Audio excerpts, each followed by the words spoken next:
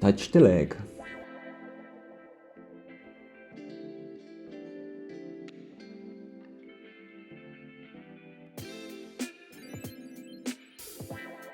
Children are allocated into two teams.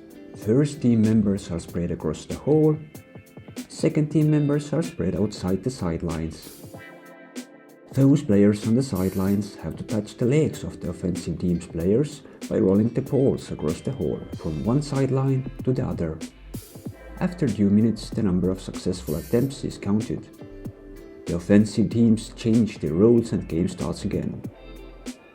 After the agreed number of times the game should be played, the final score is counted and the winner is announced.